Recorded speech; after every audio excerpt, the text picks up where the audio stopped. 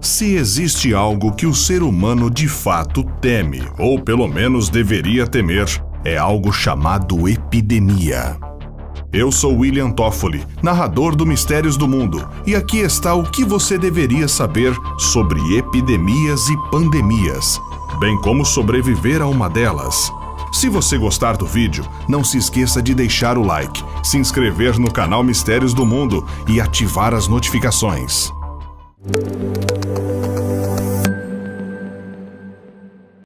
Antes de tudo, o que de fato é uma epidemia? Como ela ocorre? Por que são tão assustadoras? Para entender um pouco mais sobre epidemias, surtos e pandemias, bem como o seu nível de gravidade, primeiro precisamos entender a diferença entre esses termos. Surto. Para começar, um surto corresponde ao aparecimento repentino de vários casos de uma doença em uma região específica. Por exemplo, tivemos recentemente casos noticiados nos jornais sobre dengue em determinadas regiões do Brasil, sobretudo no litoral. Um surto acomete pessoas de uma região específica, como um bairro ou uma cidade, e por isso não é a mesma coisa que uma epidemia. Epidemia. Uma epidemia acontece quando ocorrem surtos em várias regiões ao mesmo tempo. Por exemplo, uma epidemia de nível municipal acontece quando muitos bairros são afetados com o surgimento de uma doença específica. As epidemias podem chegar a nível estadual ou mesmo a nível nacional, quando se dá em muitos estados de um mesmo país. Em outras palavras, uma epidemia é uma coleção nada agradável de surtos. Endemia. Além da diferença entre os surtos e as epidemias, temos também as chamadas endemias, que são doenças de causa local que surgem em determinadas regiões propícias. Muitas vezes, são doenças transitórias ou acabam sendo típicas de um determinado local, como, por exemplo, a febre amarela, que é considerada uma doença endêmica da região norte do Brasil. Será que tudo pode piorar? Sim, infelizmente. Pandemia. Pandemias são doenças de alto nível de gravidade, que se estendem a nível mundial em várias regiões de todo o planeta. É o pior dos cenários que o mundo pode enfrentar, e acontece quando uma epidemia sai do controle e atinge escalas globais, sendo capaz de dizimar populações inteiras e talvez até mesmo a humanidade se não soubermos como combatê-la. No decorrer da história, tivemos casos extremos de pandemias. A varíola, por exemplo, atormentou a humanidade por mais de 3.000 anos, matando o faraó egípcio Ramsés II, a rainha Mary II da Inglaterra, que contraiu a doença em 1694, e o rei Luís XV da França. Em 1796, uma vacina foi desenvolvida para combater essa doença, que voltou com tudo em 1960. Porém, após as campanhas de vacinação em massa, a varíola foi considerada erradicada do planeta em 1980. Além dessa doença, também tivemos a terrível peste negra, também conhecida como peste bubônica, uma doença que foi capaz de dizimar boa parte da população do planeta no século XIV, sobretudo dos países da Europa e Ásia. Seu desaparecimento foi gradual, na medida em que se foi melhorando a higiene e o saneamento das cidades. Outra pandemia conhecida foi a cólera, que surgiu na Índia e atingiu seu ápice em 1817.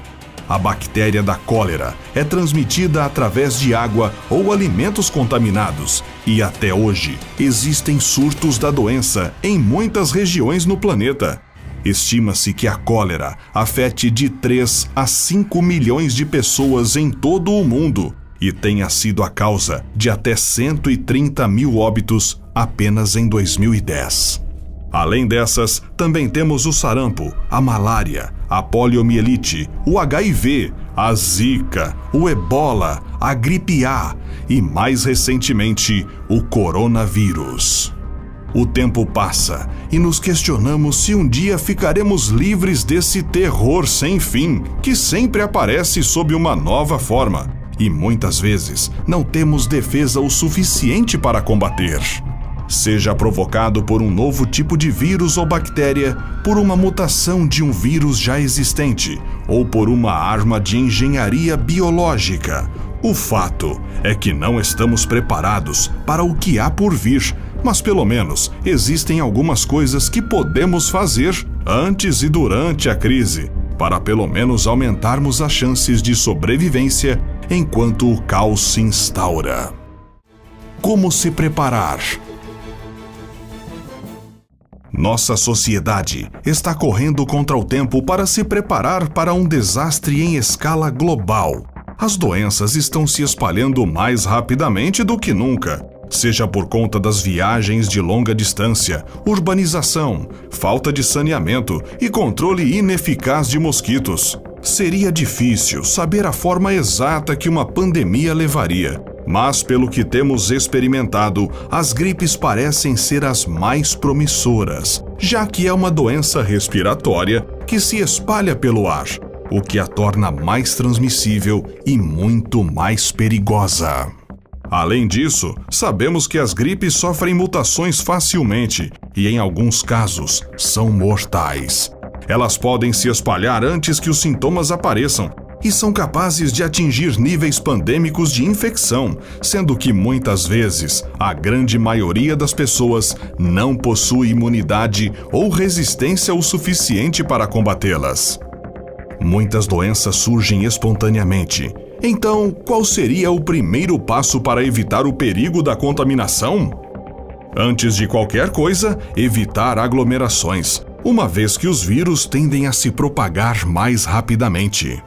Você deve montar o mais rápido possível um estoque de água e alimentos que dure pelo menos 2 semanas.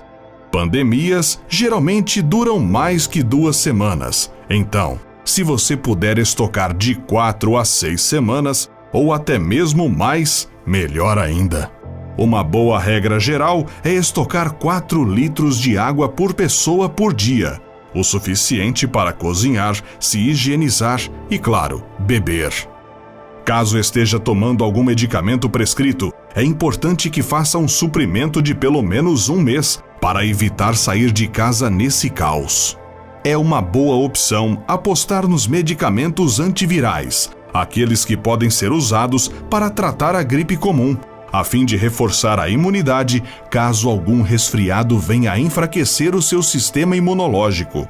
Mas vale a pena lembrar que esses medicamentos se tornam menos eficazes ao longo do tempo.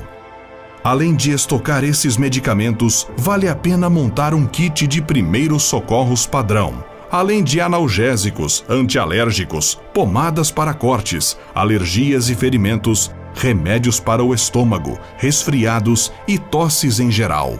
Mesmo assim, não espere por algo terrível acontecer e mantenha-se responsável por sua saúde, deixando suas vacinas em dia. Uma boa dose de máscaras descartáveis é recomendada, e de preferência um respirador N95, que bloqueia mais de 95% das pequenas partículas no ar e evita a propagação de doenças. Vale a pena lembrar que em casos de pandemia declarada, pode haver a interrupção de muitos serviços habituais, como os prestados em hospitais, bancos, lojas, supermercados, correios e empresas de telefonia. Antecipe-se em tudo o que puder, estocando alimentos e itens essenciais para o dia a dia, além de sacar pelo menos um pouco de dinheiro para alguma emergência. Caso você tenha filhos, você precisará de um plano pessoal extra, já que muitas escolas e creches ficam fechadas em casos de pandemia declarada.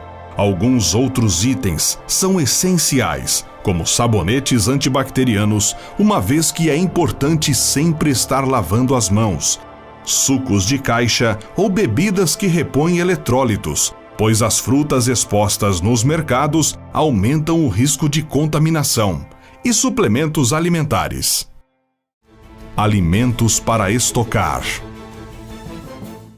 Carnes, frangos e peixes podem durar até 3 meses desde que armazenados no congelador. Se não tiver um congelador, dê preferência para os enlatados. Para os vegetarianos, chuchus, batatas e cebolas são as boas opções, pois costumam durar bastante tempo se bem conservados. Produtos não perecíveis são bastante recomendados, já que possuem uma data de validade bem extensa.